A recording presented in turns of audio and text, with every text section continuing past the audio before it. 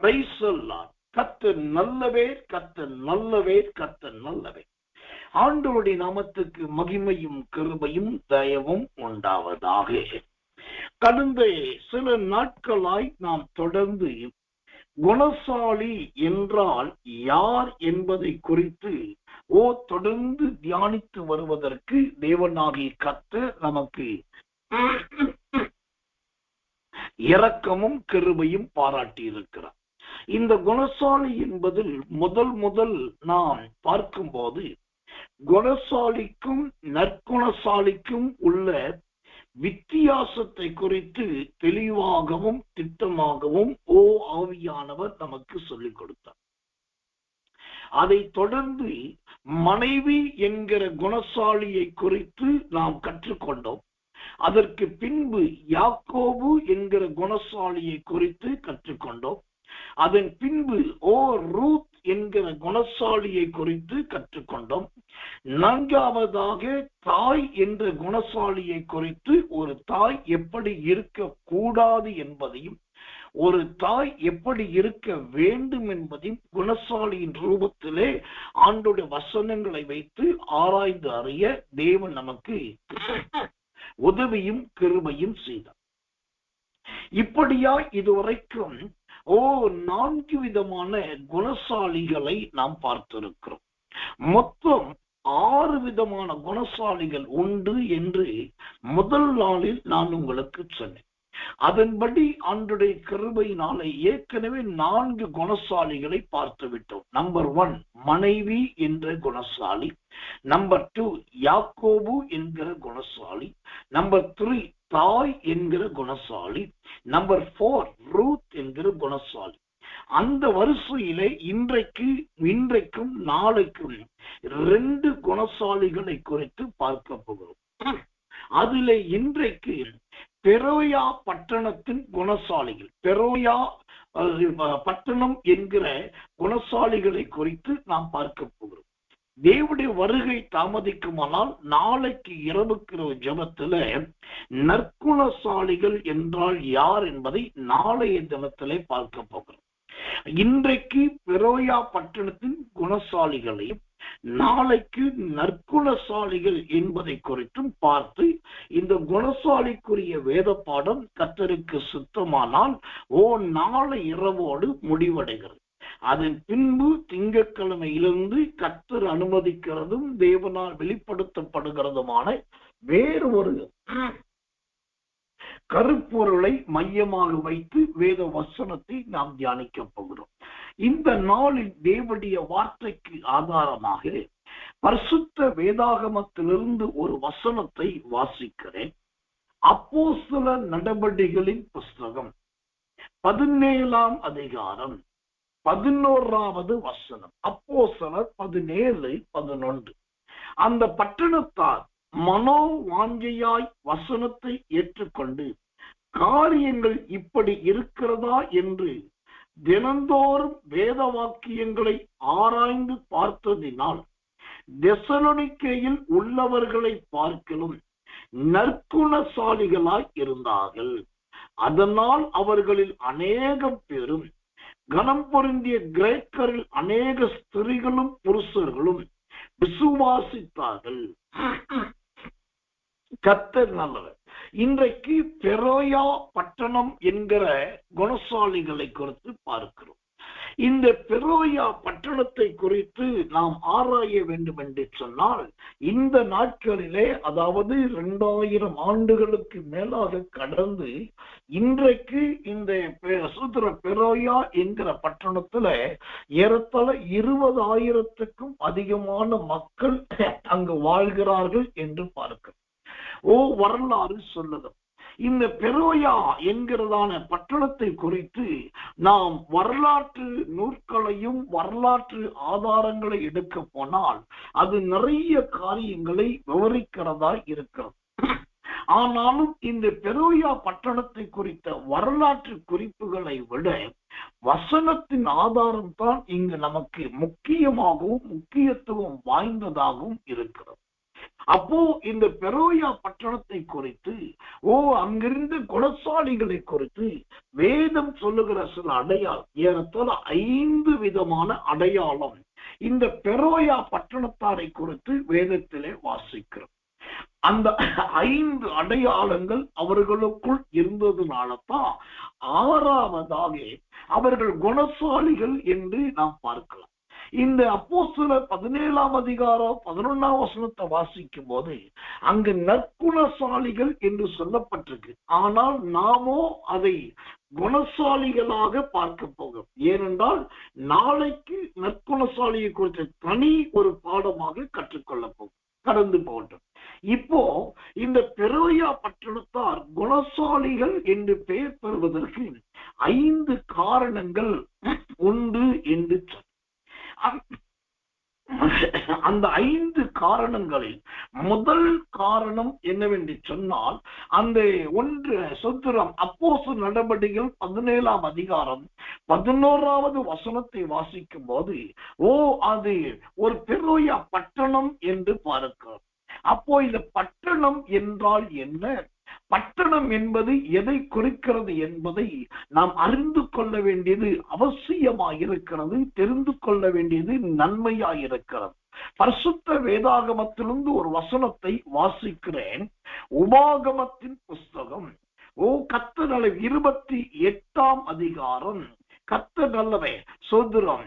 அந்த 28ஆம் அதிகாரத்தை வாசிக்கும் போது அங்கு தேவனுடைய வார்த்தை சொல்லுவது, நீ பட்டணத்திலும் ஆசீர்வதிக்கப்பட்டிருப்பாய். 3வது வசனம். அப்போ உபாகமத்தின் புஸ்தகம் 28ஆம் அதிகாரம் 3ஆம் வசனம். நீ பட்டணத்திலும் ஆசீர்வதிக்கப்பட்டிருப்பாய், வெளியிலும் ஆசீர்வதிக்கப்பட்டிருப்பாய். இப்போ இந்த பெரோயா பட்டணத்தார் குணசாலிகள் என்று பெயர் பெறுவதற்கு முதலாவது ஒரு வேதத்தின் ஆதாரம் என்னவென்று சொன்னால், இவர்கள் நல்ல ஒரு பட்டணத்தை சார்ந்தவர்கள். பட்டணம் என்றாலே ஆசீர்வாதம் என்றுதான் இந்த உபாகமம் 28:3 பார்க்கும். அப்போ இந்த பெரோயா பட்டணம் மற்ற பட்டணங்களை விட நல்ல ஒரு ஆசீர்வாதமான பட்டணமாய் இருந்திருக்கு. ஒருவேளை பட்டணம் ஆசீர்வாதமாய் இருந்தது என்று சொன்னால், அந்த ஆசீர்வாதமான பட்டணங்களில் என்னவெல்லாம் இருந்தது என்கிற ஒரு சந்தேகம் அல்லது ஒரு கேள்வி நமக்கு வரலாம். எனக்கன்பான தேவ பிள்ளைகளே, இந்த பட்டணம் என்று சொன்னாலே அது நல்ல மாட மாளிகைகளும் கூட கோபுரங்களும் நல்ல சொத்திர வாகன வசதிகளும் ஐஸ்வர்யவான்கள் நிறைந்ததும் கனவான்கள் இருக்கிறதுமான நல்ல இடத்துக்கு பெயர்தான் கர்த்தர் நல்லவே பட்டணம்.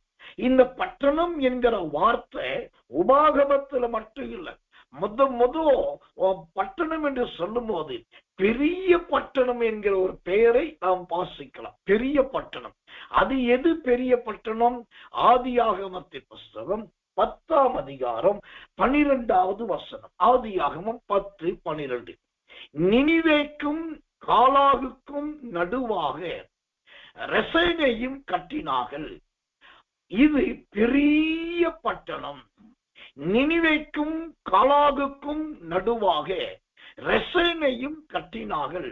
இது பெரிய பட்டணம். அப்போ பட்டணம் என்பது ஆதியாகமத்தின் காலத்திலேயே வந்துவிட்டது. அந்த காலத்திலேயே பெரிய பட்டணமாகவும் இருந்திருக்கிறது.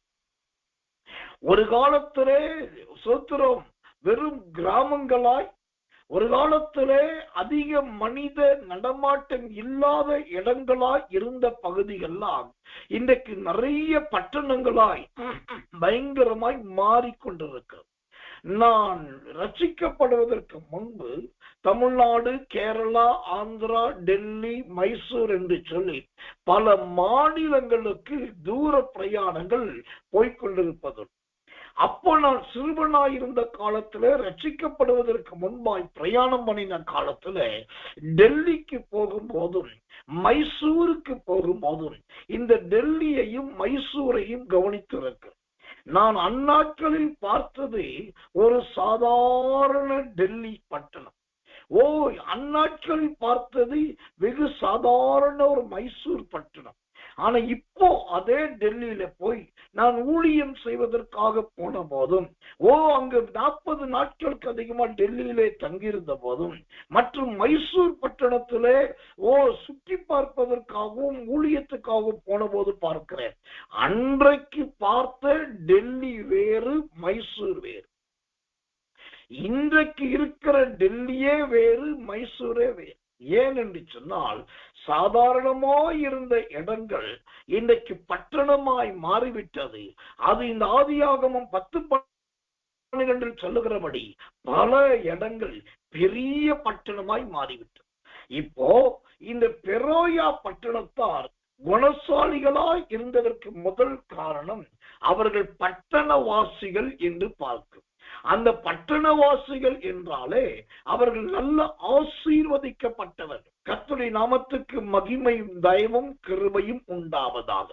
வேதத்திலே பட்டணவாசி என்று அழகான ஒரு வார்த்தை இருக்கிறது. எரேமியாவின் புஸ்தகம் 48 அதிகாரம் 18வது வசனம். எரேமியா 48:18. தீபோன் பட்டணவாசியான குமாரத்தியே, நீ உன் மகிமையை விட்டிறங்கி தாகத்தோடு உட்கார்ந்து. தீபோன் பட்டணவாசியான குமாரத்தியே. அப்ப ஒரு காலத்துல தேவன் பட்டணங்களை ஆசீர்வதித்தார். அப்புறம் அது பெரிய பட்டணங்களாய் மாறினது. அப்புறம் ஆண்டவர் அந்த பட்டணத்தில் வாழ்ந்த மக்களை பட்டணவாசி என்று அழைக்க ஆரம்பித்து விட்டார். வசனமே அப்படிதான் சொல்லுகிறது. அப்போ எனக்கன்பான தேவ பிள்ளைகளே, இந்த பெரோயா பட்டணத்தால் குணசாலிகளா இருந்தது காரணம், ஒரு ஆசீர்வாதமான பட்டணமாய் இந்த பட்டணவாசிகள் இருந்தார். அது எப்படிப்பட்ட ஆசீர்வாதம் என்று சொன்னால், ஒன்று பெரிய பட்டணமாகும், இரண்டாவது அந்த மக்கள் பட்டணவாசிகள் என்று அழைக்கப்படக்கூடியதாகவும் அவருடைய ஜீவியம் இருந்தது. அந்த வகையிலே இந்த பெரோயா பட்டணத்தால் ஆசீர்வதிக்கப்பட்டவர்கள். அதனால்தான் அவர்கள் குணசாலிகள் என்று வேதம் சொல்லுகிறது. கர்த்தருடைய நாமத்துக்கு மகிமையும் கிருபையும் தயவும் உண்டாவதாக. சரி, இந்த பெரோயா பட்டணத்தார் குணசாலி என்பதற்கு இரண்டாவது என்ன காரணம், என்ன அடையாளம் என்று சொன்னா, அந்த அப்போஸ்தலர் நடபடிகள் 17 அதிகாரம் 11வது வசனம் இவ்விதமாய் சொல்லுகிறது. அந்த பட்டணத்தார் மனோவாஞ்சையாய் என்று பார்க்க, நல்ல மனோ வாஞ்சை உள்ள அற்புதமான தேவச்சனங்கள். கர்த்தருடைய நாமத்துக்கு மகிமை உண்டாவதாக. எனக்குமான தேவ பிள்ளைகளை, இந்த மனோவாஞ்சையாய் இருந்தார்கள் என்று சொல்லி வேதத்திலே பார்க்கிறோமே. இந்த மனோ வாஞ்சை என்பது எதை குறிக்கிறது? மனோ வாஞ்சை என்பது எதற்கு ஒப்பானதாய் இருக்கிறது? இந்த வாஞ்சையை குறித்து பரிசுத்த ஆவியானவர் வேதாகமத்திலே ஏராளமான காரியங்களை எழுதியும் வைத்திருக்கிறார், சொல்லியும் வைத்திருக்கிறார். அப்ப இந்த வாஞ்சை என்பது எதை குறிக்கிறது? வாசிக்கிறேன். சங்கீதங்களின் புஸ்தகம் 145 சங்கீதம் 16வது வசனம். சங்கீதம் 145 16வது வசனத்தை வாசித்தால் அந்த வசனம் இவ்விதமாய் சொல்லுகிறது. நீர் உமது கையை திறந்து சகல பிராணிகளின் வாஞ்சையையும் திருப்தியாக்குகிறது. நீர் உமது கையை திறந்து சகல பிராணிகளின் வாஞ்சையையும் திருப்தியாக்குகிறது. ஆமென்.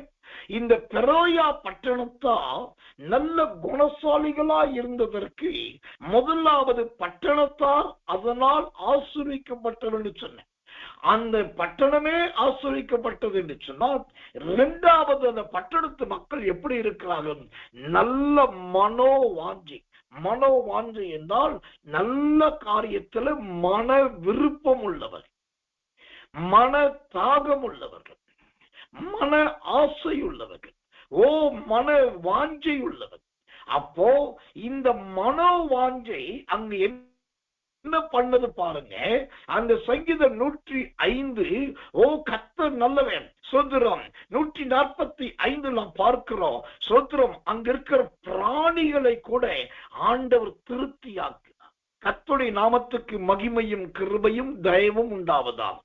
அந்த பெரோயா பட்டணத்தில் இருக்கிற பிராணிகள், ஜீவராசிகள், கால்நடைகள் அவைகள் கூட திருப்தியாக்கப்பட்டது. அப்ப நீங்க கேட்கலாம், குணசாலி என்ற ஒரு தலைப்பை எடுத்துக்கொண்டு பெரோயா பட்டணத்தார் என்று ஆட்களை குறித்து எடுத்துக்கொண்டு இப்ப பிராணிகளை குறித்து சொல்லுகிறீர்களே, அந்த பிராணிகள் எந்த வகையில திருப்தியானார்கள் என்று நீங்கள் சொல்லுகிறீர்கள் என்று கேட்டால் அதற்கு நாம் வேதத்திலேயே ஆதாரத்தை காட்ட முடியும்.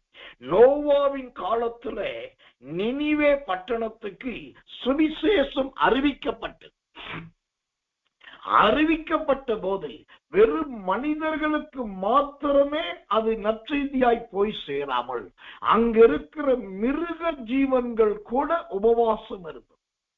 அதனாலதான் பெரிய அழிவிலிருந்து தப்பினது. அப்போ இந்த பெரோயா பட்டணத்தான் குணசாலியாய் மாறுவதற்கு இரண்டாவது காரணம் நல்ல மனோ வாஞ்சை நிறைந்த ஜனங்களாய் இருந்தார். மனோவாஞ்சை என்றால் என்ன?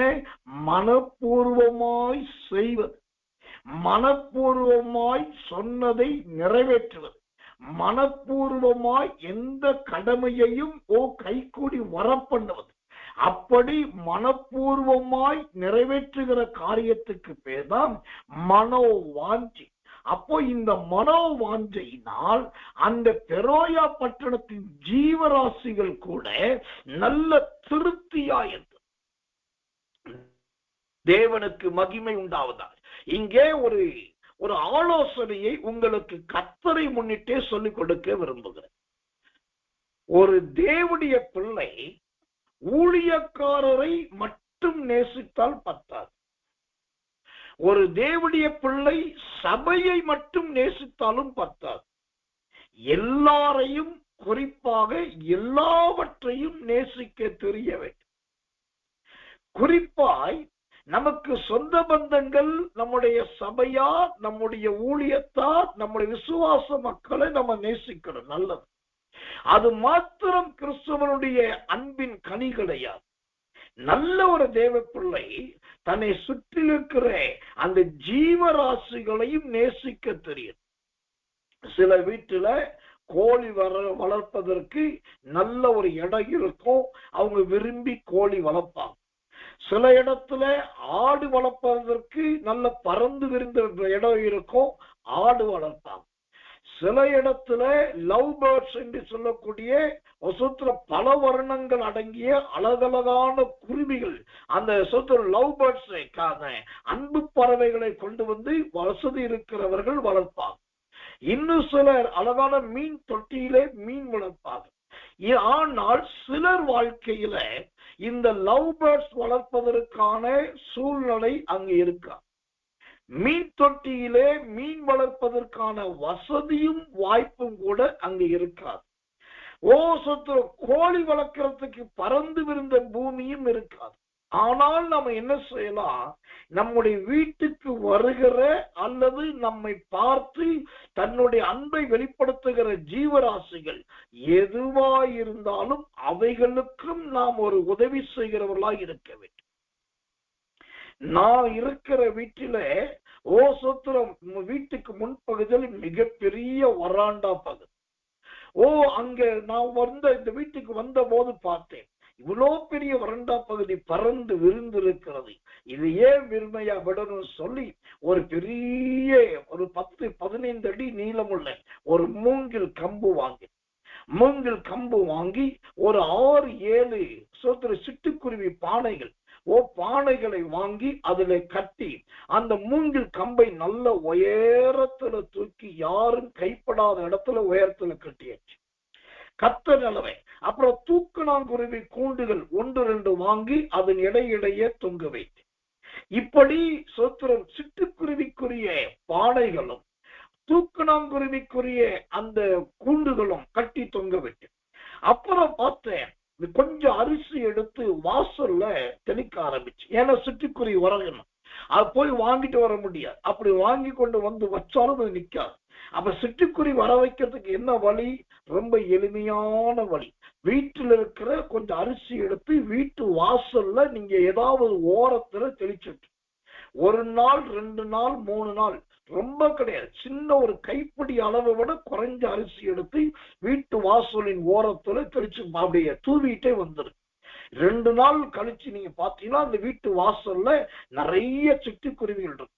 அந்த நீங்க அரிசி போடுற இடம் வெறும் மண்ணா இருந்தாலும் பரவாயில்ல, கல்லா இருந்தாலும் பரவாயில்ல, அந்த சிட்டுக்குருவிக்கு நல்லா கண்ணு தெரியும். அப்போ அந்த அரிசியை பொறுக்கிறதுக்கு தின்பதற்கு வரும்.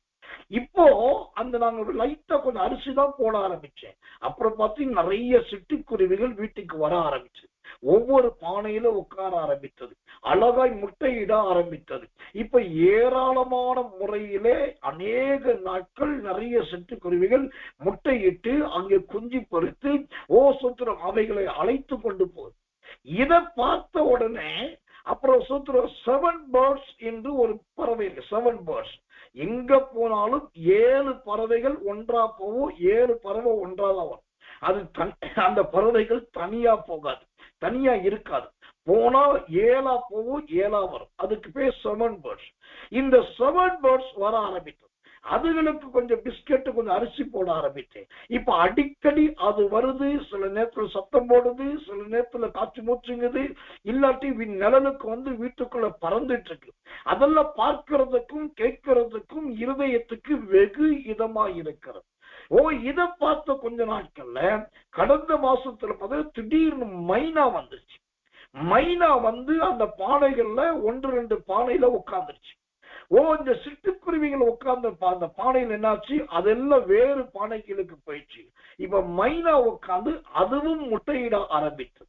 இப்ப நல்லா கவனிக்கணும், ஒரு தேவ பிள்ளையின் வாழ்க்கை வார்த்தையினால் அன்பை பேசுவது மாத்திரமல்ல, ஜீவராசிகளிடத்திலும் நம்முடைய அன்பை காண்பிப்பது.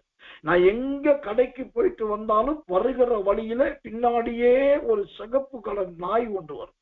அதை பார்த்து அது வந்து வாலாட்ட ஆரம்பித்தது. ஒரு நாள் ஒரு பிஸ்கட் போட்டேன், மறுநாள் வந்தது ஒரு பெரிய பிஸ்கட் பாக்கெட் வாங்கி வச்சுட்டு எப்போ வீட்டுக்குள்ள வந்தாலும் அதுக்கு 2 பாக்கெட்டை போட்டுட்டு தான் உள்ள வரும். இப்போ அது எப்போ வந்தாலும் அதுக்கு ஏதாவது தேவைன்னா நேரா ஓடி வந்து. அப்ப ஏன் சொல்லுகிறேன், நம்முடைய ஜீவியம் ஒவ்வொன்றிலுமே அந்த நீடிய பொறுமையை மாத்திரமல்ல, அந்த நல்ல அன்பை காண்பிக்கும். இந்த மனோ வாஞ்சை என்பது நிறைய பேர் என்ன சொல்றாங்க, நல்ல ஆண்டவற்றை நிறைய கேட்கணும், ஆண்டவற்றை நிறைய பொருத்தனை பண்ணணும், நிறைய காரியத்தை கர்த்தருக்கு கொடுக்கணும், அதுதான் மனோ வாஞ்சை என்று சொல்லுகிறார்கள். இந்த மனோ வாஞ்சை என்பது நீங்கள் மற்றவர்களை நேசிக்கிறதை போல அந்த ஜீவராசிகளையும் நேசிக்க வேண்டும். அதனாலதான் அந்த சங்கீதம் கர்த்தர் நல்லவை 145 சங்கீதம் 16 சொல்லுது, நீர் உமது கையை திறந்து சகல பிராணிகளின் வாஞ்சையையும் திருப்தியாக்குது. இப்போ ஒரு நாள் சிட்டுக்குருவிக்கு நான் அரிசி போட்டேன், அந்த சிட்டுக்குருவி அப்படியே குஞ்சு பொறிக்க ஆரம்பித்தது. அடுத்தது மைனா வந்தது, அப்புறம் 7 பேர்ட்ஸ் வந்தது, இப்போ அழகான ஒரு நாய் வந்தது. இப்ப அதுக்கப்புறம் பாத்தீங்கன்னா அணில். சுத்திரம் நிறைய ஆட்கள் தேவ பிள்ளைகள் வராத நாட்கள் பாத்தீங்கன்னா நிறைய அணில் வரும், மேயும், அதுகளுக்கு உள்ள இருந்து ஏதாவது எடுத்து போடுவேன், அது அழகா உட்காந்து காலை தூக்கிட்டு சாப்பிட்டுட்டு இருக்கிறத பார்க்கலாம். இதெல்லாம் பார்ப்பதற்கே மனதுக்கு உரியது. மனோ வாஞ்சை என்பது இப்படிப்பட்ட நற்கிரியைகளை செய்வதிலும் வாஞ்சையாய் இருக்க வேண்டும். தேவனுக்கு மகிமை உண்டாவதாக. கர்த்தர் அளவை. சிலருக்கு எதன் மீதும் நாட்டமே இருக்காது, எதன் மீதும் அன்பும் இருக்காது, எதன் மீதும் பாசத்தை காட்டுவதும் கிடையாது. ஒன்றை கவனிக்க வேண்டும், மனிதர்களாகிய நம்மையே ஆண்டவர் இவ்வளவாய் அன்பு கூர்ந்தபடினால்தான் இன்றைக்கு நாம் மனிதர்களாகவும் இருக்கிறோம், கிறிஸ்துவை உடையவர்களாகவும் இருக்கிறோம். அப்படியானால் இந்த பெரோயா பட்டணத்தால் குணசாலிகள் என்பதற்கு முதலாவது அவர்கள் பட்டணவாசிகள் ஆசீர்வதிக்கப்பட்டவர்கள், இரண்டாவது மனோ வாஞ்சை உள்ளவர்கள். எதுல மனோ வாஞ்சை? நல்ல பிராணிகளுக்கு கூட அன்பை காண்பிக்கிறதுல மனோ வாஞ்சை உள்ளவர். இது ரொம்ப முக்கியம், ரொம்ப அவசியம். தேவனுடைய நாமத்துக்கு மகிமையும் கிருபையும் தயவும் உண்டாவதாக. இந்த பெரோயா பட்டணத்தார் நல்ல குணசாலிகள் என்பதற்கு மூன்றாவது ஒரு காரணம். என்ன காரணம்? அந்த அப்போஸ்தலர் நடபடிகள் 17ஆம் அதிகாரம் 11வது வசனத்தை வாசிக்கிறேன். அந்த பட்டணத்தார் மனோ வாஞ்சையாய் வசனத்தை ஏற்றுக்கொண்டு, இந்த பெரோயா பட்டணத்தார் குணசாலிகளாய் இருப்பதற்கு மூன்றாவது காரணம் என்ன என்று சொன்னால், நல்ல வசனத்தை கர்த்தர் நல்லவர் அவர்கள் ஏற்றுக்கொள்ளுகிறவர்களாய் இருக்கிறார்கள். தேவனுடைய நாமத்துக்கு மகிமையும் கிருபையும் தயவும் உண்டாவதா. வசனத்தை ஏற்றுக்கொள்ளுகிற பழக்கம். இன்றைக்கு வசனத்துக்கு பஞ்சம் இல்லை, வசனத்துக்கு குறைவில்லை. எல்லா இடத்திலும் வசனம் கிடைக்கிறது, எல்லா பட்டணத்திலும் வசனம் பிரசங்கிக்கப்படுகிறது. தொலைக்காட்சி பெட்டி என்கிற டிவி மூலமா வசனம் பரவுகிறது. சோத்திரம், கர்த்தர் நல்லவன். சோசியல் மீடியாக்கள் என்று சொல்லுகிற யூடியூப் மூலமாக வசனங்கள் பரவி பாய்கிறது. பேஸ்புக் மூலமாக வசனம் போகிறது. இன்னும் ட்விட்டர் போன்ற பலதரப்பட்ட மீடியாக்கள் மூலமாய் விதவிதமான வித்தியாசமான அற்புதமான மற்றும் எத்தனையோ விதமான வசனங்கள் அறிவிக்கப்பட்டு கொண்டிருக்கிறது, போய்கொண்டிருக்கிறது, வந்து கொண்டிருக்கு. ஆனால் இந்த மசோத்திரம் பெரோயா பட்டணத்தார் இப்படி வசனத்தை கேட்கிறவர்களாய் மாத்திரம் அல்ல, அந்த வார்த்தை சொல்லுது, வசனத்தை ஏற்றுக்கொள்ளுகிறவர்கள். வசனத்தை ஏற்றுக்கொண்டு அவைகளை தியானிக்கிறவர். இப்போ இந்த தேவனுடைய வசனத்தை, தேவனுடைய வார்த்தையை ஏற்றுக்கொள்ளக்கூடியவர்கள் எத்தனை பேர் என்று சொன்னால், அதுதான் அங்கு சந்தேகத்துக்குரிய கேள்வியாய் இருக்கு. இதுல இன்னொரு காரியத்தை சொல்லணும். ஒரு காலத்துல வசனத்தை கேட்கிறது என்பது தன்னுடைய ஆவிக்குரிய தகப்பனும் தன்னுடைய சபையிலும் தன்னுடைய மெய்ப்பர்கள் கொடுக்கிறது மட்டும் கேட்கிறவர்களாய் இருந்தாங்க. ஆனா இன்றைக்கு இங்கிட்டு காதை திருப்பினாலும் அங்கிட்டு காதை வளைத்தாலும் அல்லது கேட்டாலும் கேட்காவிட்டாலும் பல நூதன பிரசங்கங்கள் வந்துவிட்டது. நூதன செய்திகள் ஏராளமாய் பரவிவிட்டது. இப்ப எங்க பார்த்தாலும் வசனம், வசனத்தை கேட்கிற கூட்டம் நாளுக்கு நாள் பெருகிவிட்டது, பெருகி கொண்டிருக்கிறது. கர்த்தருக்கு ஸ்தோத்திரம். ஆனா வசனத்தை கேட்கிறதுனால அங்கு என்ன பிரயோஜனம் என்பதுதான் கேள்வி. இயேசு கிறிஸ்து பிரசங்கம் பண்ணிட்டு இருக்கும் போது ஒரு முறை 4000 பேர் உட்கார்ந்து பிரசங்கத்தை கேட்டான். ஒரு முறை 5000 பேர் உட்கார்ந்து பிரசங்கத்தை கேட்டான். நீ நல்லா கவனிக்கணும். குறிப்பா இந்த 4000 பேர் இருக்கிற இடத்திலும் 5000 பேர் இருந்த இடத்திலும் இயேசுவின் அப்போஸ்தலர்கள் என்கிற சீசர்களும் இருந்தார். இப்ப நல்ல கவனிக்கணும். 5000 பேருக்கு அவர் வசனத்தை பிரசங்கித்தோம். உங்களிடத்தில் என்ன இருக்கிறது என்று கேட்டபோது தன்னிடத்திலிருந்து அப்பத்தை மீனை கொண்டு வந்து கொடுத்தது ஒரே ஒரு சிறு பையன் தான். ஒரு சிறு பையன். அப்போ 4999 பேரை குறித்து அங்க என்ன சொல்லி இருக்கிறது? அவர்கள் என்ன செய்தார்கள்? வந்தார்கள், கேட்டார்கள், போனார்கள். வசனத்தை ஏற்றுக்கொண்டது ஒரு சிறு பையன். அவன் உடனே அதை அப்படியே சீசர்களின் கையிலே கொடுத்து இயேசுவிற்கு அனுப்பினான். இதுதான் இன்றைக்கு இருக்கிற சம்பவம். வசனத்தை ஏற்றுக்கொண்டு உடனே கிரியை செய்கிறவர்கள் அத்திப்புத்தார் போல எங்கோ ஒருவர், எப்போதோ ஒருவர், யாரோ ஒருவர். மீதம் 4999 பேர் எப்படிப்பட்டவர்கள்? அந்த நல்ல அப்பத்தை சாப்பிடுகிறவர்கள், மீனை ருசி பார்க்கிறவர்கள். இதுல இன்னொரு வேதனை என்ன? தேறின மனுஷன் என்று சொல்லக்கூடிய சீசர்கள் ஒருத்தன் சொல்றான், இவ்வளவு பேருக்கு எங்கயா போய் சாப்பாடு வாங்குது? 200 பணம் இருந்தாலும் பத்தாது. அப்போ அவ்வளோ பெரிய தேவனுடைய உபதேசத்தை வசனத்தை கேட்டிருந்தோம். புலம்புகிற மனுஷன் தான் அங்க இருந்தான். குறைவுகளை பேசுகிற மனுஷன் தான் அங்க இருந்தான்.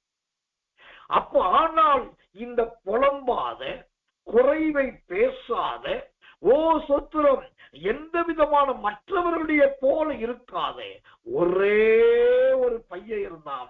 அவன்தான் தன்னுடைய அப்பத்தையும் மீனையும் கொடுத்தான். இது ரொம்ப பெரிய ஆச்சரியம். என்ன தெரியுமா? அந்த சின்ன பையன் அப்பத்தையும் மீனையும் சீசருடைய கையிலே கொடுத்தான். அவர்கள் வாங்கி கொண்டு போய் இயேசுவின் கையிலே கொடுத்தார். இப்ப இயேசு வாங்கி அதை ஆசீர்வதித்து பிட்டு ஜனங்களுக்கு கொடுங்கள் என்று சொன்னார். நல்லா கவனிக்கணும், ஜனங்களுக்கு கொடுங்கள் என்று ஆண்டவர் சொன்னார். இப்ப ஆண்டவர் சொன்னது மாத்திரமல்ல, இந்த அப்பத்தையும் மீனையும் கொண்டு வந்து இதோ என்கிட்ட இருக்க அங்கிள் அப்படின்னு கையை நீட்டா பாருங்க. அவனுக்கு கொண்டு போய் கொடுத்ததாக குறிப்பாய் அவனை கூப்பிட்டு கொடுத்ததாக அங்க பைபிள்ல இல்லை. ஆனாலும் ஐயையோ நான் அப்பத்தை கொடுத்தேனே, ஐயையோ நான் மீனை கொடுத்தேனே, ஓ சொத்திரம் எனக்கு தரலேன்னு சொல்லி அவன் அழுததாகவும் வேதத்தில் இல்லை. அப்ப இது எதை காண்பிக்கிறது? கர்த்தர் நல்லவன். இந்த 5000 பேரில் 4000 பேரில் ஒருவன் மட்டும்தான் அந்த வசனத்தை ஏற்றுக்கொண்டு கிரியையை காண்பிக்க. இது போலதான் இன்றைக்கு இந்த உலகத்தின் சத்தியம் இருக்கிறது. ஆனா பெரோயா பட்டணத்தார் வசனத்தை கேட்கிறவர்களாய் அல்ல, வசனத்தை ஏற்றுக்கொள்ளுகிறவர்களாய் இருந்தார். தேவனுக்கு மகிமையும் கிருபையும் தயவும் உண்டாவதா. ஓ, இந்த பெரோயா பட்டணத்தார் என்றைக்கு வசனத்தை ஏற்றுக்கொள்ளுகிறவர்களாய் மாறினார்களோ அதன் பின்பு ஓ சோத்திரம் 1 தெசலோனிக்கேயர் புஸ்தகம் 1ஆம் அதிகாரம் 6வது வசனம், 1 தெசலோனிக்கேயர் 1:6 சொல்லுது, நீங்கள் மிகுந்த உபத்திரவத்திலே பரிசுத்த ஆவியின் சந்தோஷத்தோட திருவசனத்தை ஏற்றுக்கொண்டு எங்களையும் கர்த்தரையும் பின்பற்றுகிறவர்கள் ஆகி. ஆமென். இப்போ வசனத்தை ஒருவன் ஏற்றுக்கொண்டா அவங்க என்ன செய்யறாங்களா? திருவசனத்தை ஏற்றுக்கொண்டவர்கள் ஆண்டவரை பின்பற்றுகிறார்கள். அந்த சிறு பையன் கொடுத்ததை போல கிரியையிலே பின்பற்றுகிறார்கள். இப்ப இங்க என்ன பிரச்சனை? வசனத்தை கேட்கிறவர்கள் இருக்கிறார்கள், ஆனால் கிரியை செய்கிறவர்கள் இல்லை. ஓ, ஆனால் யார் வசனத்தை கேட்கிறவர்களாய் மாத்திரமல்லாமல் ஏற்றுக்கொள்ளுகிறவர்களாய் இருக்கிறார்களோ அவர்கள் தேவனை பின்பற்றுகிறவர்களாய் இருக்கிறார்கள். கர்த்தருக்கு மகிமை உண்டாவதா. எனக்கன்பான தேவ பிள்ளைகளே, நான் நம்முடைய இயேசுவின் வல்லமை ஊழியத்தை சார்ந்த ஜனங்களுக்கு சொல்றேன், வெளிப்படையா ஒரு அழைப்பு கொடுக்கிறேன். அவங்க பேசுறாங்க, இவங்க பேசுறாங்க, அங்க ஒரு பிரசங்கம், இங்க ஒரு பிரசங்கம், அவங்க இது எப்படி இருக்கு அது அப்படி இருக்குன்னு சொல்லி நிறைய இருந்தாலும் எல்லாவற்றுக்கும் தயவு செய்து உங்க செவியை சாய்க்காதீர்கள். உங்களுக்கென்று உங்க ஆவியில் நிதானிக்க கூடிய ஒரு ஊழியம் இருக்கும். ஓ, உங்களை தட்டி எழுப்புகிற ஒரு ஊழியம் இருக்கும். உங்களை உணர்வுள்ளவர்களாய் மாற்றக்கூடிய ஒரு ஊழியம் இருக்கும். உங்களை கண்டிக்கிறதும் கண்டனம் பண்ணுகிறதும் சரியாய் வசனத்தை தவறாமல் தினமும் போதிக்கிறதுமான ஒரு ஊழியக்காரரோ ஒரு ஊழியமோ இருக்கும். அந்த ஊழியக்காரரையும் அந்த ஊழியத்தை பின்பற்று. நீங்க SSK சாமுவேலுடைய சத்தத்தை தான் கேட்கணும், வெளியில போகக்கூடாது. போனா சாபம் என்று நான் ஒரு காலம் சொல்ல மாட்டேன். இயேசுவின் வல்லமை ஊழியத்தில் மட்டும்தான் இருக்கணும், மற்றதெல்லாம் ஊழியமே இல்லை என்று நான் சொல்லவும் மாட்டேன். ஊழியம் தேவனுக்குரியது, ஊழியக்காரன் தேவனுடையவன். ஆனால் நாம் எல்லா ஊழியத்தையும் எல்லா ஊழியக்காரர்களையும் ஓசத்திரம் கேட்கிறவர்களாய் பார்க்கிறவர்களாய் அல்ல.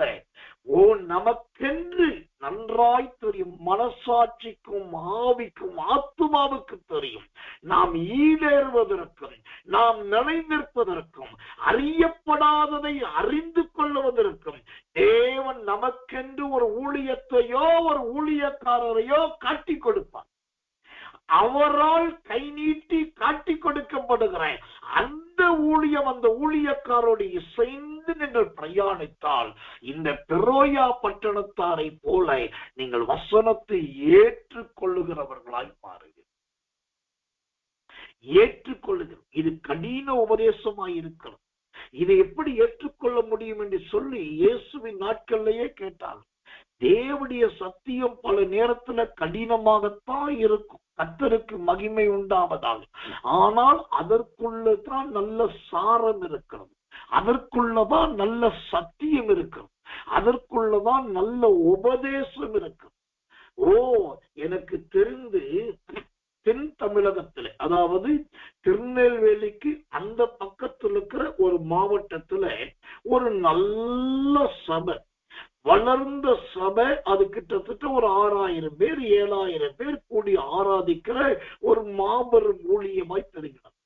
அந்த சபையின் போதக பயங்கர வெட்டு 1 துண்டு 2 என்றுதான் பேசுவார். சில நேரத்துல அவருடைய பிரசங்கத்துல ஆடும் வரும், மாடும் வரும், கழுதையும் வரும், நாயும் வரும், எல்லாம் வரும். சொத்துல ஒரு ஊழியக்காரன் இப்படிலாம் பேசலாமா என்று கேட்டா அதுக்கெல்லாம் அங்க பதிலே கிடையாது. அவர் வாயில என்ன வருதோ அதுதான் சத்தியம். அவர் என்ன பேசுறாரோ அதுதான் உபதேசம். அவர் அவ்வளவு கண்டிப்போடும் அவ்வளவு திட்டத்தோடும் தேவனுடைய ஜனங்களை நடத்தினார். வசனத்தை சரியாய் போதித்தார். அன்னைக்கே சில சொன்னாங்க இது ரொம்ப கடின உபதேசம் என்று. அவர் அதை கண்டுக்கல. இதுதான் வெளிப்பாடு. வந்தால் வா, வராவிட்டால் போ என்று தனக்கு கொடுத்த வெளிப்பாட்டை இப்படி ஊழித்து நடந்தது. என்ன தெரியுமா? ஒரு குறிப்பிட்ட நாள் வந்தது. அவருக்கு வயது மூப்பின் நிமித்தமாக 1-2 நாட்கள் மாத்திர படுத்த படுக்கையில் தான் சீக்கிரத்திலே கர்த்தருக்குள் எடுத்துக் கொள்ளப்பட்டார். சீக்கிரத்திலே கர்த்தருக்குள் எடுத்துக் கொள்ளப்பட்ட உடனே அதன் பின்பு வேறு ஒரு போதகர் அந்த மக்களாலும் அங்கிருக்கிற ஜனங்களாலும் நியமிக்கப்பட்டார். அவர் வந்து இதுக்கு முன்பு இருந்த அந்த பரிசுத்தவானை போலவே நிறைய பிரசங்கிக்க பார்த்தார், உபதேசிக்க பார்த்தார், வசனத்தை சொல்ல பார்த்தார். ஒன்றும் நடக்க. கர்த்தர் நல்லவே. அவரை போல இவரால் ஊழியம் செய்ய முடியல. ஜனங்க பார்த்தாங்க, எங்களுடைய ஆவிக்குரிய தகப்பன் அவர் கண்டனம் பண்ணுவாரு, கண்டிப்பாரு, சில வார்த்தைகள் இப்படிதான் சொல்லுவாரு, ஆனா எங்களை சரியா நடத்தினாரு. இப்போ அந்த மாதிரி இல்லைன்னு சொல்லி அப்படின்னு பெரிய நல்ல கடிந்து கொள்ளுகிற சத்தியத்தை மேய்வதற்காக சிலர் அந்தந்த சில சபைகளுக்கு போனாங்க. இப்ப அங்க வெளியில போனவங்களுக்கு எங்கேயுமே திருப்தி இல்லை. கடைசியில் என்ன ஆனது தெரியுமா? ஜனங்கள் சிதறி போனார்கள். அந்த நல்ல தாய் சபையிலும் கூட்டம் குறைந்தது. ஜனங்களும் வெளியே போனவர்கள் சத்தியத்தை இழந்தார்கள். ஏன் சொல்லுகிறேன் தெரியுமா? உங்களை சத்தியத்தை வசனத்தை ஏற்றுக்கொள்ளக்கூடிய அளவுக்கு பிரசங்கிக்கிற ஒரு மெய்ப்பன், ஒரு போதகன், ஒரு சத்தியம், ஒரு உபதேசம், ஒரு ஊழியம் இருக்குன்னு சொன்னா அதை நீங்கள் சரியாய் பத்திரமாய் பார்த்து கொள்ளுங்கள். அந்த மெய்ப்பனுக்கும் அந்த ஊழியத்துக்கும் செய்ய வேண்டிய சலக்கரணைகளை செய்யுங்கள். ஏனென்றால் அந்த மெய்ப்பன் எவ்வளவு காலத்துக்கு உங்களோடு இருப்பான் என்பது உங்களுக்கே தெரியாது, அந்த மெய்ப்பனுக்கும் தெரியாது. கர்த்தர் அவன் எடுபட்டு விட்டால் அவனோடு அந்த சத்தியமும் எடுபடும். அவன் புறப்பட்டு விட்டால் அவனுக்கு கொடுக்கப்பட்ட கிருபையின் வெளிப்பாடுகளும் புறப்பட்டு விடும். அதன் பின்பு வருகிறவர்கள் என்ன செய்தாலும் அந்த ஆதி வித்து இங்கு பலன் கொடுக்காது. அப்போ இந்த கடைசி காலத்திலே வசனத்தை ஏற்றுக்கொள்ளக்கூடிய அளவுக்கு உபதேசிக்கிறவர்களும் பிரசங்கிக்கிறவர்களும் தெளிவா சத்தியத்தை மட்டுமே சொல்லுகிறவர்களும் சிலர் மட்டும்தான் உண்டு. அந்த சிலரை தேடுங்கள். அந்த சிலரை கண்டுபிடித்தா அவர்களை வணங்குங்கள், அவர்களை நமஸ்கரியுங்கள். அவர்களுக்கு செலுத்த வேண்டிய கனத்தை செலுத்துங்கள், அவர்களை நேசியுங்கள், அவர்களுக்கு வேண்டிய உதவிகளை ஒத்தாசைகளை செய்யுங்கள். ஏனென்றால் தேவன் அவர்களை கிருபையாய் பூமியிலே வைத்திருக்கிறார். அவர்கள் இருக்கிற வரைக்கும் தான் அந்த சத்தியத்துக்கு உயிர். அவர்கள் இருக்கிற வரைக்கும் தான் அந்த சத்தியத்துக்கு ஜீவன். அப்போ இந்த பெரோயா பட்டணத்தார் குணசாலிகளாய் மாறுவதற்கு மூன்றாவது காரணம், இவர்கள் வசனத்தை கேட்கிறவர்களாய் அல்ல, வசனத்தை ஏற்றுக்கொள்ளுகிறவர்களாய் இருந்தார். அல்லேலூயா. இந்த தன்மை நம்ம குடும்பத்துல வேணும். உங்க பிள்ளைகளை கேட்கணும். பிரசங்கம் கேட்டியே, ஓ சோத்திரம் என்ன புரிஞ்சிச்சுன்னு கேட்கணும். அதை நீ பிராக்டிக்கலா செஞ்சு பார்த்தியான்னு கேட்கணும். அதன்படி போய் நீ யாருக்கா சொன்னியான்னு கேட்கணும். ஒரு காலத்துல பெற்றோர் பிள்ளைகளை இப்படிதான் கேட்டாங்க, விசாரிச்சாங்க. இன்னைக்கு இதெல்லாம் கிடையவே கிடையாது. முதலாவது தன்னுடைய பிள்ளைகள் ஜெபத்திலே உட்காருவதும் கிடையாது, இவர்கள் உட்கார வைப்பதும் கிடையாது. ஓ கர்த்தர்களே, இவர்கள் என்றைக்காவது அத்திப்பூத்தார் போல நீ இப்படி போய் இப்படியெல்லாம் இருக்குது உட்கார் என்று சொன்னால் அவர்கள் சொத்துடன் இவர்கள் மீறி செயல்படுகிறார்கள். உடனே இவர்கள் பயந்து கொண்டு அல்லது தயங்கிக் கொண்டு எல்லாருக்கும் முன்பாய் அசிங்கமாய் ஏதோ சொல்லிவிடக் கூடாது என்பதற்காகவே விட்டுவிடுகிறார்கள். ஒன்றை கவனியுங்கள், உங்களுக்கு கிடைத்த சத்தியமும் வேதத்தின் மகத்துவமும் உங்கள் மூலமாய் உங்கள் வீட்டாருக்கும் கிடைக்க வேண்டும். அதற்கு நீங்கள் தான் உத்தரவாதி. பைபிள்ல விளக்கு பிடிச்ச ஸ்திரீன்னு ஒரு ஸ்திரீ இருக்கா. விளக்கு பிடிச்ச ஸ்திரீ. அந்த ஸ்திரீ என்ன பண்ணா தெரியுமா? அவகிட்ட இருந்த வெள்ளி காசு ஒண்ணு காணாம போயிடுச்சு. காணாம போன உடனே விளக்க கொளுத்தி வீட்டை கூட்டி அந்த வெள்ளி காசு கண்டுபிடிச்சாங்க. கண்டுபிடிச்ச உடனே முட்டி போட்டு ஆண்டவருக்கு நன்றி சொல்லிட்டு அமைதியா இருக்கல. அவ என்ன பண்ணா தெரியுமா? அயல் வீட்டுக்காரருக்கும் எதிர் வீட்டுக்காரர் கூப்பிட்டு, காணாமல் போன வெள்ளி காசு கிடைத்து விட்டது, என்னோடு கூட வந்து சந்தோஷப்படுங்கள் என்று மற்றவர்களையும் இழுத்து கொண்டு வந்தால் அந்த சந்தோஷத்துக்கு பாத்திரவான்களாய் மாற்றினார். இப்போ கேளுங்க, யோசிங்க, இந்த சத்தியம் என்னும் சந்தோஷத்துக்குள் நீங்கள் எத்தனை பேரை நடத்தி இருக்கீங்க? இந்த உபதேசம் என்னும் சத்தியத்துக்குள் எத்தனை பேரை நீங்க கொண்டு வந்திருக்கீங்க? ஓ இந்த சூத்திர வேத வெளிப்பாடுகள் என்னும் இந்த வேத பிரமாணத்துக்குள் எத்தனை பேரை நீங்க கொண்டு வந்தவங்களே ஓ சூத்திரம் அவர்களையும் மாற்றினீர்கள். ஒரு ஒத்த காசு காணாம போனவன் விளக்க கொளுத்தி கூட்டி பெருக்கி கிடைச்ச உடனே அமைதியா விட்டுறாம மற்றவர்களுக்கு கூப்பிடறான்னா, இங்க தினம் உங்களுக்கு சத்தியம் சொல்லப்படுது, தினம் வேதம் உங்களுக்கு போதிக்கப்படுகிறது. அதுவும் புது புது புது புது புது புது சத்தியங்கள். ஓ சத்துர புது புது புது புது வேத வாக்கியங்கள், கேட்காத பிரசங்கங்கள். இது எல்லாவற்றையும் நான் சொல்லிடுறேன். இதெல்லாம் காலம் கர்த்தர் கொடுத்த காலத்திலேயே நல்லா கேட்டுக்கோ. கூடுமான வரைக்கும் நல்லா எழுதிக்கோங்க, ரெக்கார்ட் பண்ணிக்கோங்க. இத போட்டு உங்க வீட்டுல இருக்கவங்கள கேட்க வையுங்க. ஏன்னா எவ்வளவு காலத்துக்கு இரவுக்கு ஜெபம் இருக்கும், இருட்டோட ஜெபம் இருக்குன்னு தெரியாது. எவ்வளவு காலத்துக்கு SSK சாமுவேல் இருப்பாருன்னு தெரியாது. என்னைக்கு எந்த நேரத்தில் என்ன நடக்கும் தெரியும். ஆனா கர்த்தர் கொடுத்த காலத்தை நாம் பயன்படுத்திக் கொள்ள. கர்த்தர் நல்லவே, கர்த்தர் நல்லவே, கர்த்தர் நல்லவே. இந்த பெரோயா பட்டணத்தார் குணசாலி என்று மாறுவதற்கு முதல் காரணம் அவர்கள் ஆசீர்வதிக்கப்பட்டனத்தார். இரண்டாவது காரணம் நல்ல மனோ வாஞ்சை உள்ளவர்கள், ஜீவராசிகள் மீதும் விருப்பம் உள்ளவர்கள். மூன்றாவது இவர்கள் வசனத்தை கேட்கிறவர்களாய் மாத்திரமல்ல, அந்த வசனத்தை ஏற்றுக்கொள்ளுகிறவர்களாய் இருந்தார். கடந்து போகட்டும். நான் சொன்னேன் இந்த பெரோயா பட்டணத்தார் குணசாலிகள் என்பதற்கு 5 காரணம் உண்டு. அதுல 4வது காரணம் என்ன? அந்த அப்போஸ்தலர் நடபடிகள் புஸ்தகம் 17ஆம் அதிகாரம் ஓ சூத்திரம் கர்த்தருடைய 11வது வசனம். அப்போஸ்தலர் 17:11 வாசிக்கிறேன். அந்த பட்டணத்தார் மனோவாஞ்சையாய் வசனத்தை ஏற்றுக்கொண்டு ஓ காரியங்கள் இப்படி இருக்கிறதா என்று தினந்தோறும் வேத வாக்கியங்களை ஆராய்ந்து பார்த்தார். கர்த்தருடைய நாமத்துக்கு மகிமை உண்டாகும்.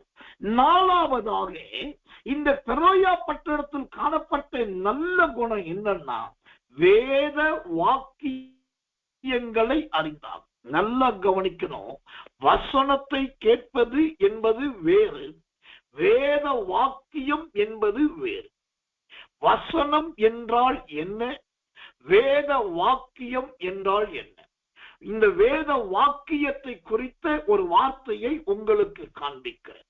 எனக்கன்பானவர்களே, மத்தேயு சுவிசேஷத்தின் புஸ்தகம் 22ஆம் அதிகாரம் 29வது வசனம். மத்தேயு 22:29.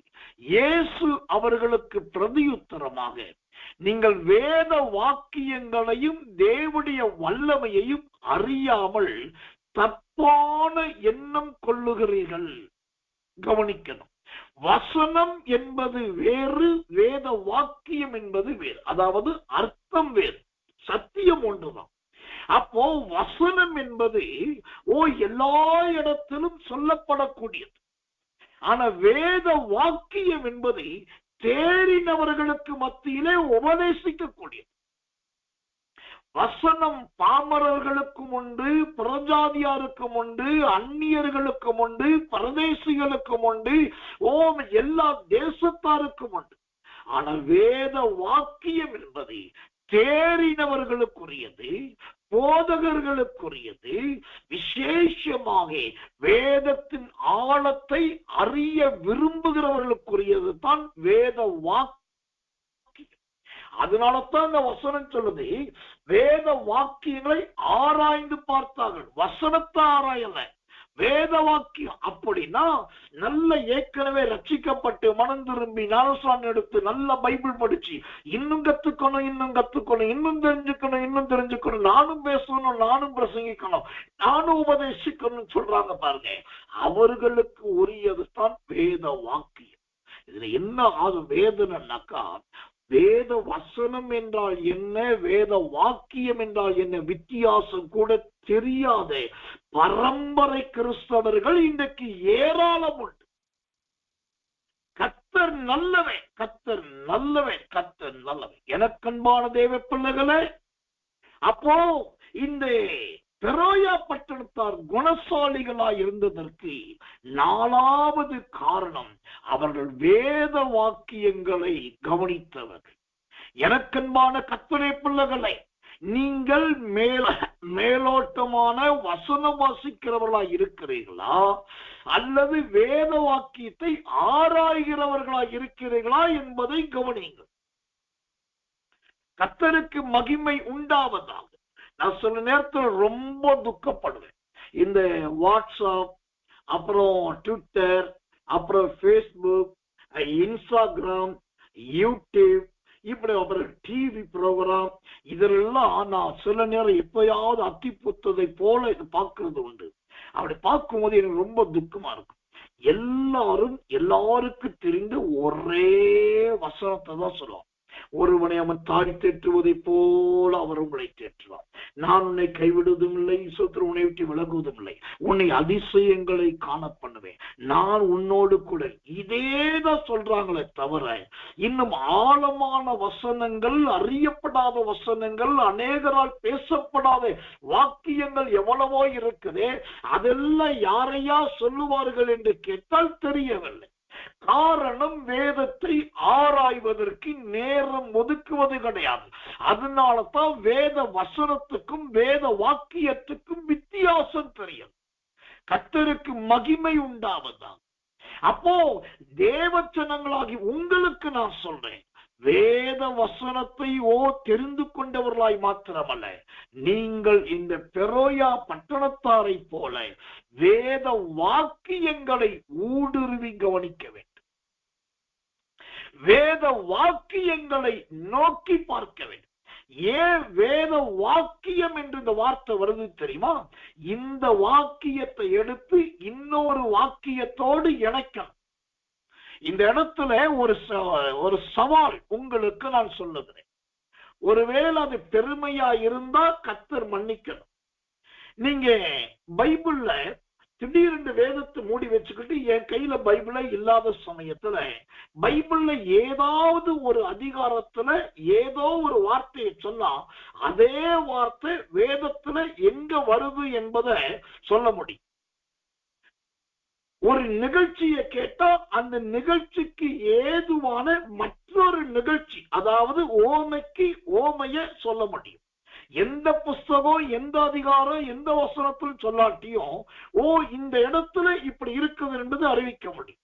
அதே போல பைபிளை டக்குன்னு திறந்துட்டு எடக்கு மடக்கான உள்ள குறுகலான பெருகலான ஏதோ ஒரு வார்த்தை நீங்க சொன்னாக்கா அர்த்தம் பொருத்தமில்லாத ஒரு வார்த்தை நீங்க சொல்லலாம். அதே வார்த்தை இன்னொரு இடத்துல அல்லது 3-4 இடத்துல எங்க இருக்குதுன்னு சொல்லப்படும். இந்த அளவுக்கு வேதத்தை உட்கார்ந்து ஆராயவும், யார் கேள்வி கேட்டாலும் அதை இணைவசனம் துணை வசனம் ஓசுகிற வாக்கியத்தோடு வாக்கியத்தை ஒப்பிடக்கூடிய கிருபையை கொடுத்ததுனாலதான் இந்த ஊழியத்தை தினமும் பிரசங்கிக்க முடிகிறது. வேத வாக்கியம் என்பதற்கு இதுதான் அர்த்தம். வாக்கியத்தோடு வாக்கியத்தை ஒப்பிடுவது, சம்பவத்தோடு இன்னொரு சம்பவத்தை ஒப்பிடுவது. உதாரணத்துக்கு நேற்றைய தினத்துல ஸ்திரீ என்கிற கிரீடத்தை குறித்து ஸ்திரீ என்கிற குணசாலியை குறித்து பேசினேன். 4 கிரீடத்தை குறித்து தேவனுடைய கிருபையினால் போதித்தேன். கூட்டம் முடிஞ்சு ஒரு பாஸ்டர் என்கிட்ட பேசிட்டு இருந்தார்.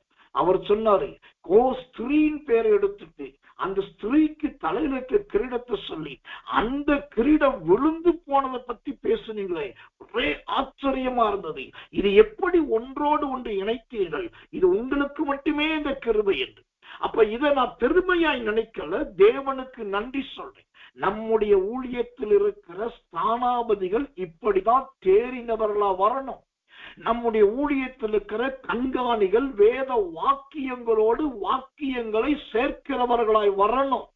நம்முடைய ஊழியத்தில் இருக்கிற பிரதானிகளும் ஜாமக்காரர்களும் வேத வசனத்துக்கும் வேத வாக்கியத்துக்கும் உள்ள வித்தியாசத்தை தெரிந்தவர்களாய் இருக்கணும். இந்த பெரோயா பட்டணத்தால் குணசாலிகள் என்று வருகிறது, அதுவும் நற்குணசாலிகள் என்று வருகிறது என்று சொன்னால் இவர்கள் வேத வாக்கியங்களுக்கு பங்காளிகள். அல்லேலூயா. இதுல என்ன பியூட்டி தெரியுமா? அந்த அப்போஸ்தலர் 17:11 தேவனுடைய வசனம் என்ற வார்த்தையும் வருகிறது, வேத வாக்கியம் வருது. வாசிக்கிறேன், மனோவாஞ்சியை வசனத்தை ஏற்றுக்கொண்டு அதே போல தினந்தோறும் வேத வாக்கியங்களை ஆராய். வசனத்தை ஏற்றுக்கொண்டார்களா, வாக்கியங்களை ஆராய்ந்தார்களா? என்ன அழகா டிஃபரண்ட் பண்றாங்க பாருங்க, எவ்வளவு அழகாக வித்தியாசப்படுத்தி பார்க்கிறாங்க பாருங்க. இதுக்கு பேர் தான் தேறினவர்கள், இதற்கு பேர் தான் முதிர்ச்சி அடைந்தவர்கள், இதற்கு பேர் தான் பக்குவப்பட்டவர்கள். இப்போ இந்த பெரோயா பட்டணத்தா சாதாரணமா குணசாலி ஆயர்ல முன்னொரு காலத்துல சின்ன பிள்ளை மாதிரி வசனத்தை ஏற்றுக்கொள்றவங்களா இருந்தாங்க. இப்போ போய் பார்த்தாக்கா அவங்க வசனத்திலேயே நிக்கல, வேத வாக்கியத்துக்கு கடந்துட்டாங்க. கர்த்தருக்கு மகிமை உண்டாவதாக. என்னுடைய பெரிய ஆசையும் பெரிய வாஞ்சையும் இதுதான். என்னன்னா, நம்முடைய மக்கள் எல்லாரும் நல்ல வேத வாக்கியத்துக்கு பங்காளிகளாய் மாறணும். வாக்கியத்துக்கு வாக்கியம் சொல்லுகிறவர்களாய் இருக்கணும். ஒருத்தர் ஒரு வசனத்தை சொன்னால் நீங்க பதிலுக்கு அதே போல இன்னொரு வசனத்தை சொல்லணும். ஒருத்தர் ஒரு வாக்கியத்தை சொன்னா அந்த முழு வாக்கியத்தை நீங்க சொல்லணும். அதுதான் தேவ ஜனங்களிடத்தில் தேவன் எதிர்பார்க்கிறார். கர்த்தர் நல்லவன், கடந்து போகட்டும். இப்போ இந்த பெரோயா பட்டணத்தால் குணசாலிகள் என்று சொல்லப்படுவதற்கு முதலாவது அவர்கள் ஆசீர்வதிக்கப்பட்ட பட்டணத்தார். 2வது மனோவாஞ்சை உள்ள அழகான மக்கள். 3வதாக வசனத்தை ஏற்றுக்கொள்ளுகிறவர்கள். 4வது வேத வாக்கியத்தை வாக்கியத்தோடு வாக்கியமாய் இணைத்து பேசுகிறவர்கள். கர்த்தர் நல்லவர்.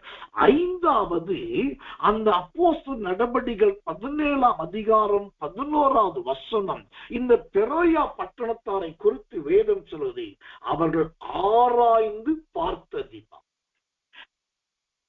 ஆராய்ந்து பார்க்கிற தன்மை. எனக்கன்பான தேவ பிள்ளைகளே, கர்த்தர் நல்லவர், கர்த்தர் நல்லவர், கர்த்தர் நல்லவர். இந்த ஆராய்ந்து பார்க்குதல் என்றால் என்ன? இந்த ஆராய்ந்து பார்க்குதல் என்பது எதை காண்பிக்கிறதா இருக்கிறது? ஒரு வசனத்தை உங்களுக்கு காண்பிக்கிறேன். ஆராய்ந்து பார்ப்பதை குறித்ததான ஒரு தேவ வசனம்.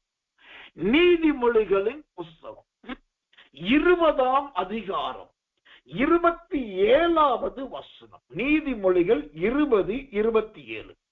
மனுஷனுடைய ஆவி கர்த்தர் தந்த தீபமாயிருக்கிறது, அது உள்ளத்தில் உள்ளவைகளை எல்லாம் ஆராய்ந்து பார்க்கும். அல்லேலூயா. அது உள்ளத்தில் உள்ளவைகளை எல்லாம் ஆராய்ந்து பார்க்கும். இந்த பெரோயா பட்டணத்தார் 5வதாக நல்ல ஆராய்ந்து பார்க்கிறார். எதை ஆராய்ந்து பார்த்தார்கள் என்று கேட்டால், ஒரு பக்கம் வேத வாக்கியங்களை ஆராய்ந்து பார்க்கிறார்கள், மறுபக்கம் அவர்களுடைய உள்ளத்தில் உள்ளதையே அவர்கள் ஆராய்ந்து பார்க்கிறார்கள். நான் தேறினவளா இருக்கிறேனா? நான் கர்த்தருடைய வசனத்துக்கு ஏற்றவனா இருக்கிறேனா? என்னுடைய ஜீவியம் ஆண்டவருக்கு உரியதா இருக்கிறதா என்று சொல்லி, கர்த்தர் நல்லவே, கர்த்தர் நல்லவே, அவர்கள் தங்களையே ஆராய்ந்து பார்க்கிறவர்களாய் இருந்தார்கள். அதனாலதான் யோபு புஸ்தகத்துல ஒரு வசனம் இவ்விதமாய் சொல்லுகிறது. யோபுவின் புஸ்தகம் 13ஆம் அதிகாரம் 9வது வசனம். யோபு 13:9. அவர் உங்களை ஆராய்ந்து பார்த்தால் அது உங்களுக்கு நலமாயிருக்குமோ? கர்த்தர் நல்லவே, கர்த்தர் நல்லவே. எனக்கன்பான தேவ பிள்ளைகளே, இந்த பெரோயா பட்டணத்தாரை குறித்து, அதில் குறிப்பாய் குணசாலியை குறித்து ஏறத்தாழ 5 குணசாலிகளை பார்த்து இன்னைக்கு 5வது குணசாலியை கேட்டுட்டு இருக்கீங்க. இன்னைக்கு ராத்திரி இந்த கூட்டம் முடிஞ்ச உடனே நீங்க நல்ல மூக்கு முட்டை நல்லா சாப்பிட்டுட்டு கண்ணு வரைக்கும் வரக்கூடிய அளவுக்கு தண்ணியை குடிச்சிட்டு நல்லா படுத்து தூங்குறீங்க. நல்லா படுத்து அயர்ந்து தூங்கும் போது ராத்திரி 11:45 அல்லது 1:15 திடீரென்று ஆண்டவர் வர்றாரு. வந்து பக்கத்துல நிக்கிறாரு. நின்று உங்களை அப்படியே ஆராய்ந்து பார்க்கிறாரு. அப்ப ஆராய்ந்து பார்க்கும் போது நீங்க எப்படிப்பட்டவர்களா இருப்பீங்க? ஆண்டவர் வந்து ஆராய்ந்து பார்ப்பது உங்களுக்கு சந்தோஷமா இருக்குமா? இத நான் கேட்கல. யோபு புஸ்தகத்துல 13ஆம் அதிகாரம் 9ஆம் வசனத்துல கர்த்தர் கேட்கிறார், அவர் உங்களை ஆராய்ந்து பார்த்தால் அது உங்களுக்கு நலமாயிருக்குமோ? இன்றைக்கு வேதனையிலும் வேதனை, பெரிய வேதனை என்னன்னா, ஒவ்வொருத்தனும் ஒவ்வொருத்தையும் மற்றவர்களை ஆராய்ந்து பார்க்கிறார்களே தவிர தன்னை ஆராய்ந்து பார்ப்பது கிடையாது. தன்னுடைய கரத்தில் எழுதி கொடுத்த மகத்துவமான வேதத்தை ஆராய்ந்து பார்ப்பது கிடையாது. ஆனால் என்றைக்கு ஒரு தேவ பிள்ளை வேத வாக்கியத்தை ஆராய்கிறவர்களும் தன்னைத்தானே ஆராய்கிறவர்களுமா இருக்கிறார்களோ அவர்கள் தேவனுடைய பார்வையிலே விலையேற பெற்றவர்களாயிருப்பார்கள். கர்த்தர் நல்லவே, கர்த்தர் நல்லவே. எனக்கன்பான தேவ பிள்ளைகளே, கர்த்தருடைய நாமத்துக்கு மகிமையும் கிருபையும் தயவும் உண்டாவதாக. நியாயாதிபதிகளின் புஸ்தகம் 18ஆம் அதிகாரம் 2வது வசனம் சொல்லுகிறது. நியாயாதிபதிகள் 18:2. நீங்கள் போய் தேசத்தை ஆராய்ந்து பார்த்து வாருங்கள். நீங்கள் போய் தேசத்தை ஆராய்ந்து பார்த்து வாருங்கள். தேவ செய்தியை நான் முடிக்க போகிறேன். அதற்கு முன்பாக ஒரு ஆத்ம பாரத்தோடு கூடிய ஒரு வார்த்தையை நான் சொல்லி முடிக்கிறேன். நீங்க முதலாவது நல்ல குணசாலியா மாறணும். அதற்கு வசனத்தை ஏற்றுக்கொள்ளுகிறவர்களா மாறணும். அப்புறம் அந்த வேத வசனத்தை நீங்க வாக்கியத்தோடு ஒப்பிடுகிறவர்களா மாறணும். அப்புறம் அந்த வேத வசனத்தை நீங்க ஆராயணும். இப்படியெல்லாம் நீங்க ஆராய்ந்தா இந்த தேசம் என்ன ஆகிக் கொண்டிருக்கிறது என்பதை உங்களால் புரிந்து கொள்ள முடியும். இன்னைக்கு நிறைய பேருக்கு இந்தியாவுல என்ன நடக்குதுன்னே தெரியல. கொஞ்சம் கொஞ்சம் கொஞ்சம் கொஞ்சம் கொஞ்சம் கொஞ்சம் கொஞ்சம் கொஞ்சமா பார்த்தீங்கன்னா இந்து தேசம் என்று அறிவிக்கப்படுவதற்கான 80% எல்லா ஆயத்த வேலைகளும் நடந்துவிட்டு, இது இந்தியா கிடையவே கிடையாது. இந்தியா என்கிற பெயர் எடுக்கப்பட்டு இந்து தேசம் என்று சொல்லப்பட வேண்டிய, அறிவிக்கப்பட வேண்டிய, அதற்கு வேண்டிய எல்லா ஆயத்த வேலைகளில் 80% அதிகமாகிவிட்டது. ஆனால் நிறைய தேவச்சனங்களுக்கு இதை குறித்து கவலையும் கிடையாது, பாரமும் கிடையாது. அதனாலதான் ஆண்டவர் சொல்லுகிறார் நியாயாதிபதிகள் 18:2 நீங்கள் போய் தேசத்தை ஆராய்ந்து பாருங்கள், உங்களை நல்ல பெரோயா பட்டணத்தாராய் மாற்றினேன், உங்களை நல்ல குணசாலிகளாய் மாற்றினேன், உங்களை வசனத்தை ஏற்றுக்கொண்டவர்களாய் மாற்றினேன், வேத வாக்கியங்களுக்கு வாக்கியம் அமைக்கிறவர்களாய் மாற்றினேன், ஆராய்கிறவர்களாய் மாற்றினேன். ஆனால் நீங்கள் காரியம் புரியாதவர்களாய் இருக்கிறீர்கள். தேசத்தை ஆராய்ந்து பாருங்கள், உங்கள் தேசத்துக்காக நீங்கள் கண்ணீர் வடியுங்கள்.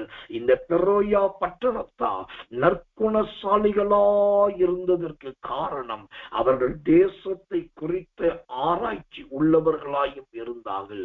நமக்கு அந்த சிந்தை வேண்டும், நமக்கு அந்த பாரம் வேண்டும். ஆண்டவர் நம்ம ஒவ்வொருவருக்கும் இந்த குணசாலி என்கிறதான கிருபையையோ, வசனத்தை ஏற்றுக்கொள்ளுகிற வாக்கியத்தையும், வேத வாக்கியத்துக்கு வாக்கியம் கொடுக்கக்கூடிய தேவ ஞானத்தையும் கொடுத்து ஒவ்வொரு நாளும் ஆராய்ந்து பார்க்கிறவர்களாய் இருந்து, தேசத்தையும் ஆராய்ந்து தேவனிடத்தில் அழுது ஜெபிக்கிறவர்களாய் நம்மை மாற்றுவாராக. கர்த்தருடைய அபிஷேகம் உங்களை மாற்றுவதாக. இருக்கிற இடங்களிலே கண்களை மூடி நாம் ஜெபிக்க போகிறோம். உன்னதமான கர்த்தரை ஸ்தோத்தரிக்க போகிறோம். எல்லாரும் ஒருமனப்பட்டு ஆவியில நிரம்பி எல்லாரும் கர்த்தரை ஸ்தோத்தரிப்போம். நாம் ஜெபிப்போம். அன்புள்ள நல்ல பரம பிதாவே, நல்ல அருமையான இந்த இரவுக்கு இரவு ஜெபத்துக்காக நீர் உடைய ஜனங்களை கொண்டு வந்து கடந்த பல நாட்களாய் குணசாலி என்ற தலையங்கத்திலே பலவிதமான குணசாலிகளை குறித்து சொல்லிக்கொண்டே வந்தீர். இன்றைக்கும் சொன்னீராட்டம். இன்றைக்கு நீ சொன்ன பெரோயா பட்டணத்தார் என்கிற குணசாலியை போல நாங்கள் ஒவ்வொருவரும் மாறுவதற்கு முதலாவது ஆசீர்வதிக்கப்பட்டவர்களாய் மாற்றும் ஆண்டவரே. நல்ல மனோ வாஞ்சையை தாரும் ஆண்டவரே. வசனத்தை ஏற்றுக்கொள்ளுகிறவர்களாய் உருவாக்கும் ஆண்டவரே. வேத வாக்கியங்களோடு வாக்கியங்களை இணைக்கிறவர்களாக தேவன் எங்களை உருவேற்படுத்துவீராக. எல்லாவற்றை விட வேத வாக்கியங்களை ஆராய்ந்து பார்க்கிறவர்களும், தன்னைத்தானே ஆராய்ந்து தன் உள்ளத்தை ஆராய்ந்து நிதானித்து பார்க்கிறவர்களும், தேசத்தை ஆராய்ந்து பார்க்கிறவர்களுமாய் மாற்றும். இந்த சத்தியம் உடைய பிள்ளைகளை ஊழியக்காரர்களாய் மாற்றட்டும். இந்த சத்தியம் உடைய பிள்ளைகளை தேறின புருஷர்களும் ஸ்திரீகளுமாய் மாற்றட்டும். அன்றைய கரமும் கிருபையும் தாங்குவதாக தாழ்த்தி ஒப்புவிக்கிறோம். இயேசுவின் இரத்தம் ஜெயம். இயேசுவின் நாமத்தில் ஜெபிக்கிறோம் நல்ல பிதாவே. ஆமென், ஆமென், ஆமென்.